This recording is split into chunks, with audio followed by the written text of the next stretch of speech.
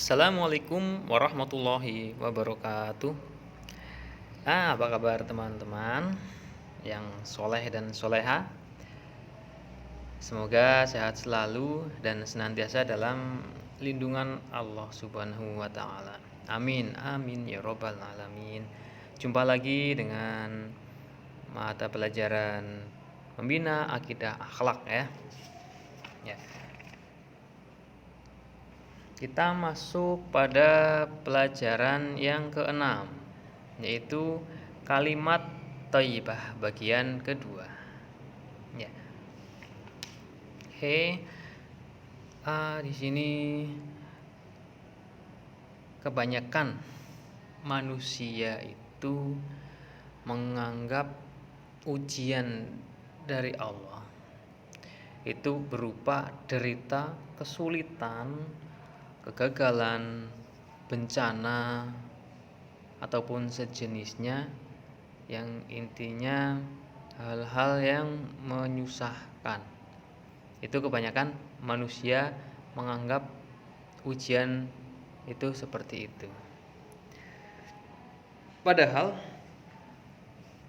yang berupa kelapangan hidup, kekayaan, keberhasilan dalam meraih cita-cita, ya, itu juga termasuk sebuah ujian. Dan kedua hal tersebut, baik hal yang menyenangkan maupun hal yang menyusahkan, ya, itu adalah suatu bentuk ujian agar kita tidak boleh melalaikan diri untuk mengingat Allah Subhanahu wa Ta'ala. Dan salah satu cara dari mengingat Allah adalah dengan mengucapkan lafal tarji. Lafal tarji itu apa? Ya, bentuk lafal tarji misalnya inna lillahi wa inna ilaihi raji'un, ya, yang artinya sesungguhnya kami adalah milik Allah dan hanya kepadanya kami akan kembali. Nah, mari kita bahas bersama apa itu lafal tarji. Tarji itu secara bahasa berarti kembali, yang bermakna mengembalikan segala urusan hanya kepada Allah. Apabila cobaan membuat kita semakin jauh dari Allah, itu berarti pertanda bahwa kita tidak rela menerima apa yang menjadi ketetapan Allah Subhanahu wa Ta'ala. Ya. Jadi setiap manusia pasti akan menerima cobaan dari Allah. Dan bentuk cobaan dari Allah itu ada dua bentuk. Yang pertama yaitu bisyari. Bisyari adalah ujian atau bentuk cobaan yang tidak disenangi, ya, bentuk cobaan yang tidak disenangi oleh semua orang. Misalnya yaitu ketika manusia diuji dengan kesulitan atau diuji dengan rasa putus asa, dengan hal-hal yang menyusahkan. Itu adalah bentuk ujian bisyari. Yang kedua, bil khair. Bil khair yaitu ujian atau cobaan yang menyenangkan atau cobaan yang disenangi oleh semua orang. Contohnya kekayaan, nasib baik, maupun kesenangan. Nah, itu adalah hal-hal menyenangkan yang berupa ujian, yang disebut dengan ujian bil khair. Dan pada kenyataannya, pada kehidupan nyata, ya, tidak ada manusia yang merasakan kesenangan secara terus-menerus. Begitu juga sebaliknya. Tidak ada manusia yang secara terus-menerus merasakan suatu hal yang tidak menyenangkan sepanjang hidupnya. Dan sebagai muslim yang baik atau seorang muslim yang baik itu akan selalu mengingat Allah Subhanahu wa taala baik dalam keadaan senang maupun dalam keadaan susah.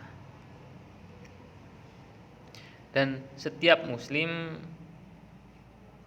hendaklah bisa meneladani sikap dari Nabi Sulaiman alaihi wasallam ketika diberi anugerah ya dengan kekayaan dan kekuasaan yang luar biasa oleh Allah, dan beliau tidak lupa diri karena beliau menyadari bahwa apa yang dikaruniakan oleh Allah berupa kesenangan merupakan bentuk ujian.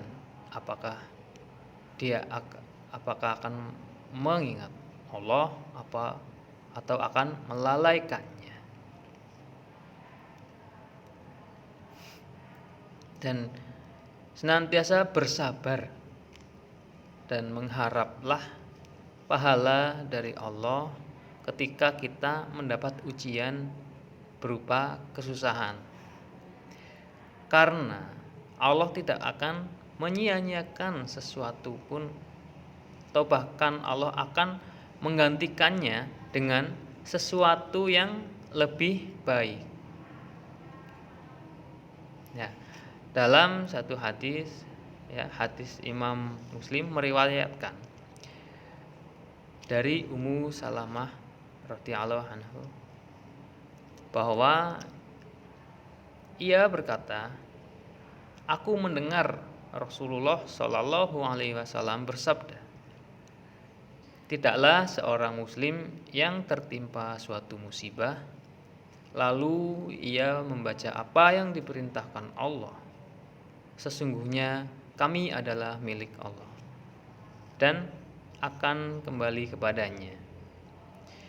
Ya Allah, berilah kami pahala karena musibah ini, dan gantikanlah untukku dengan apa yang lebih baik. Selanjutnya, Ummu Salamah berkata, ketika Abu Salamah meninggal dunia, aku berkata, siapakah orang Islam yang lebih baik dari Abu Salamah? Penghuni rumah yang pertama kali mengikuti hijrah kepada Rasulullah. Lalu aku mengatakan ucapan di atas. Kemudian Allah menggantikan untukku Rasulullah Shallallahu alaihi wasallam sebagai suami. Hadis riwayat Muslim. Nah, dari sini kita hendaklah menyikapi, berperilaku dalam menghadapi musibah. Tidak ada suatu musibah yang menimpa manusia itu tanpa izin dari Allah Subhanahu wa taala. Allah tidak akan menguji hambanya dengan musibah di luar kesanggupannya. Dan sebagai seorang yang beriman, kita harus yakin bahwa segala musibah ada hikmah yang bisa diambil. Meskipun musibah itu sangatlah berat, ada dua bentuk musibah yang dialami manusia, yaitu musibah yang berarti azab. Yang pertama ya, musibah yang berarti azab. Musibah ini diberikan kepada orang-orang yang lalai terhadap Allah Subhanahu wa taala. Contohnya antara lain yaitu meninggalkan perintah-perintah Allah, kemudian orang-orang yang berbuat maksiat dan melanggar apa yang menjadi larangan Allah Subhanahu wa taala. Kemudian untuk mengingatkan kita sebagai manusia, ya, untuk mengingatkan manusia yang lalai, kemudian Allah itu akan mengirimkan musibah, dan musibah tersebut berupa atau berarti azab. Yang kedua, musibah yang berarti ujian. Musibah yang berarti ujian itu diberikan kepada orang-orang yang beriman. Nah, jadi ketika ada orang beriman mendapat musibah, itu adalah suatu bentuk ujian kita, ujian oleh Allah untuk menguji iman kita. Nah,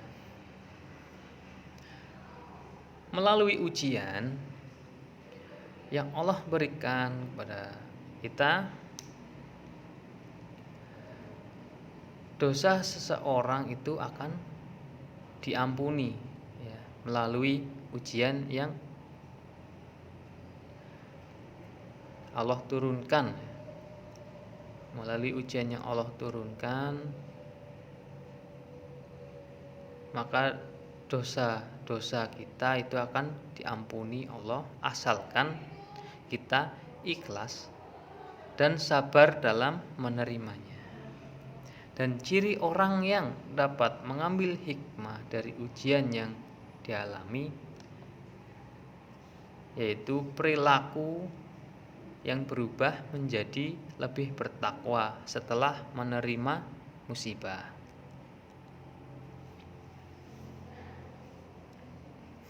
Ya, demikian ya. Jadi kita haruslah senantiasa bersabar dalam menerima, menjalani ujian atau musibah yang sedang kita terima. Kita jalani dengan sabar dan ikhlas. Dan jangan lupa kita harus senantiasa mengucapkan kalimat-kalimat thayyibah, ya. Ketika kita sedang mengalami ujian, maka ucapkanlah inna lillahi wa inna ilaihi raji'un. Sesungguhnya kita adalah milik Allah dan hanya kepadanya kita akan kembali. Demikian materi yang bisa disampaikan. Silakan dipelajari. Semoga teman-teman sehat selalu, semangat tetap dalam belajarnya, meskipun masih dalam situasi pandemi COVID-19 ini. Jangan lupa tetap gunakan protokol kesehatan. Tetap berdoa semoga pandemi ini segera berlalu. Terima kasih. Wassalamualaikum warahmatullahi wabarakatuh.